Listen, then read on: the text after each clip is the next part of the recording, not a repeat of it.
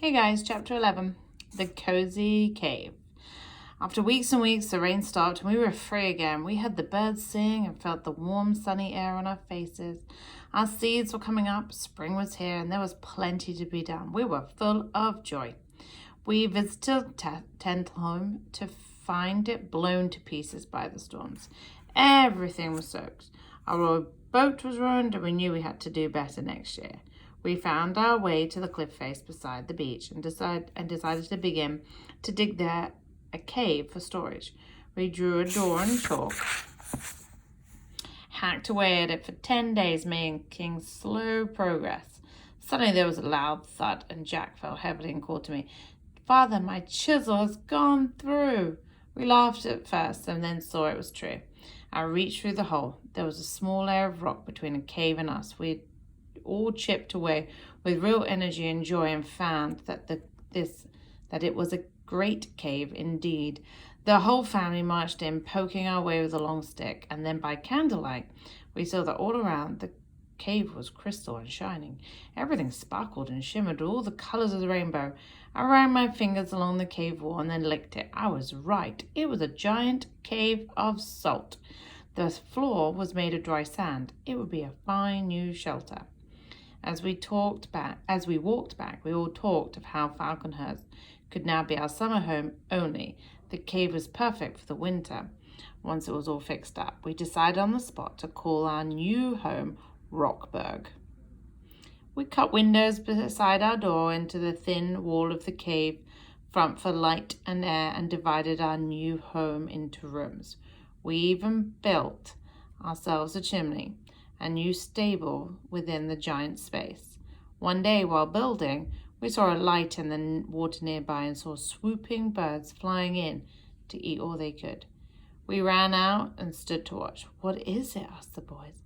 "A school of herring," I answered. The fish were in shallow water and were easy to scoop out by the hundreds, using only our hands. There was no time to waste. With the barrels we had, we started to catch, dry, salt, and store the herring for our next winter. Months later, even more fish came. There were great sturgeon that swam their way along the shore. "Quick," said Jack, "let's catch them." "Yes," I answered, "but how? These fish are much bigger than the herring." Jack ran off laughing and came back with a bow and arrow and his fishing line. He tied the line to the arrow and fired it into the fish. Sure enough, he hit one of them in the side and almost pulled him into the river. "Help, Father, am I going in?" he cried, and we both pulled and pulled until the great fish was on the shore. Soon all of us were spear fishing, catching bigger and bigger fish. Franz even got one that was 8 feet long, too big for us to get out of the water. We had to get our buffalo to come and pull it out. We used salt from our cave to cure these fish for winter too. It seemed like food was everywhere. Our gardens were blooming and coming to life.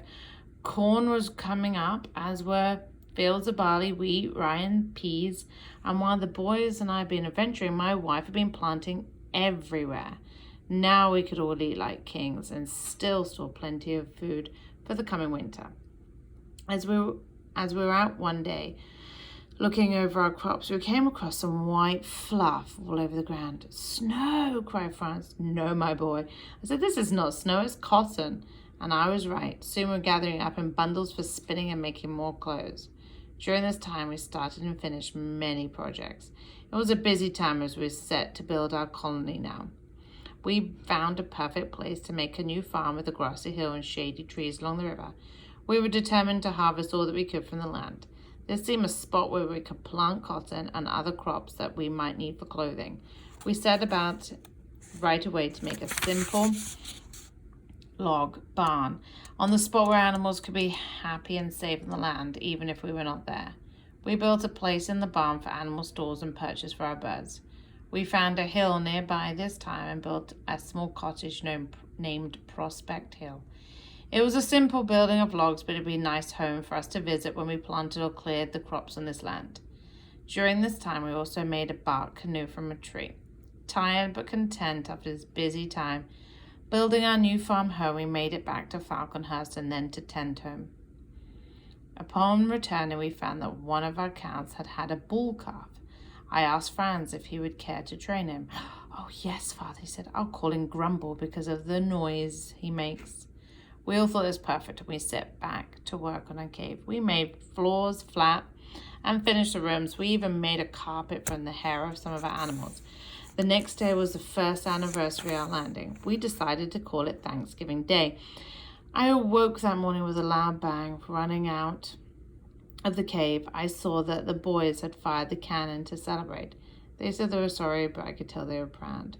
We decided to celebrate with a day of sports. We began with archery, where Fritz was the champion, then moved on to the races. I sent Fritz, Ernest, and Jack to run from Tentholm to Falconhurst and bring me back a penknife I had left there. They took off like a shot and were soon outside, but not long afterwards, something very strange happened. Jack appeared speeding across the bridge, but he wasn't on foot. He was riding the buffalo, followed by a pair of donkeys. I saw that I wasn't going to win, he told us. Laughing, so I thought I might as well come back in style. Ernest was first with a knife and declared the winner. Next it was climbing race. In this race, Jack climbed like a mountain goat and outshone all of his brothers. He was up a tree faster than they could bring him. Franz entertained us with a show. He came from the cave and announced, "Judges, I present you something new and amazing. I, the bull tamer, will now show you amazing tricks." Out came Grumble the bull on a leash, running, trotting, and jumping as we clapped loudly. We finished the day with swimming. The boys were very good, but Franz again was the strongest.